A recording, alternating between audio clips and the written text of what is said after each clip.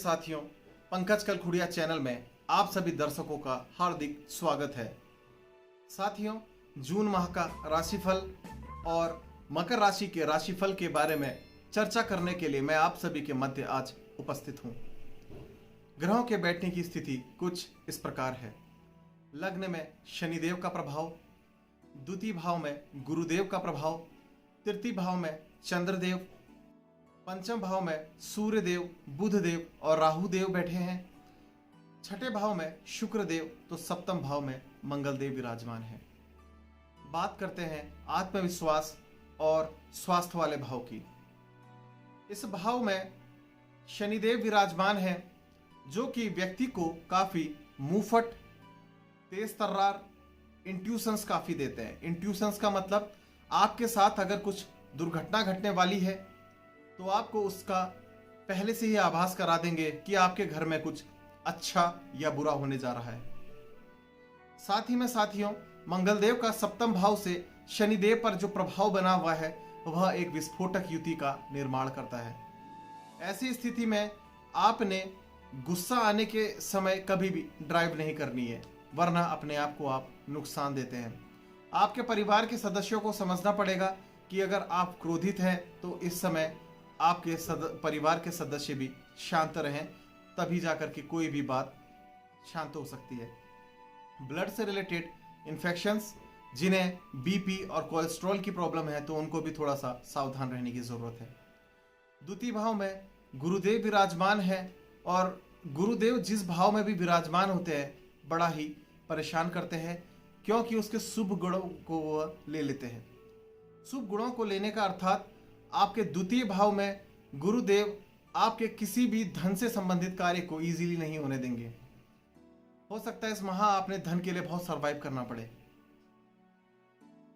आपने धन को लेकर के अगर कोई लंबे समय की योजना बनाई है, कोई निवेश करना चाह रहे हैं, तो भी आपने यहाँ पर शांत रहना चाहिए और शॉर्टकट मार्केट जिसे कहते हैं, शेयर मार्केट, सट्टा बाजार, ऐसी जगहों से भी बचने की आवश्यकता है।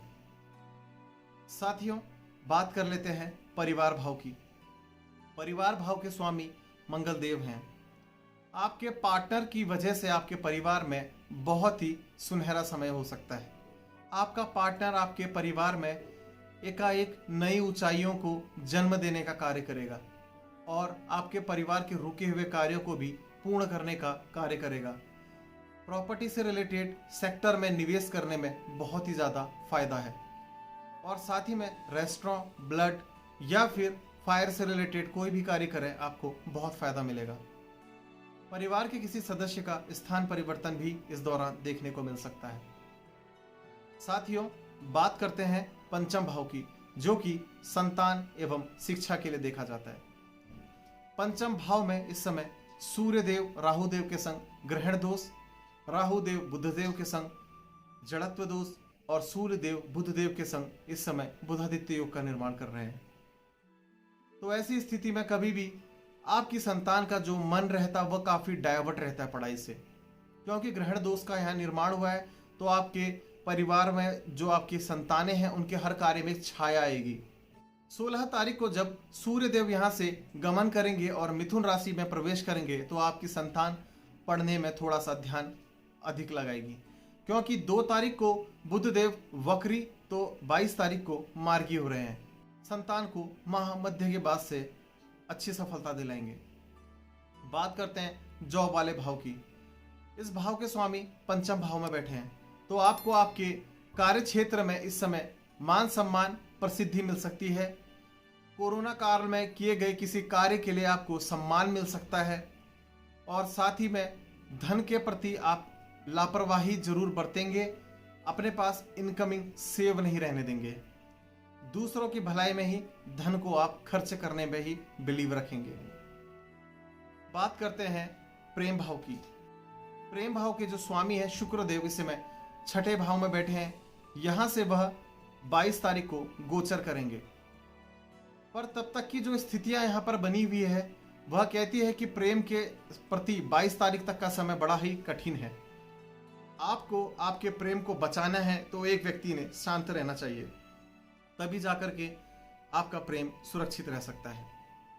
दाम्पत्य जीवन के बारे में बात कर लेते हैं।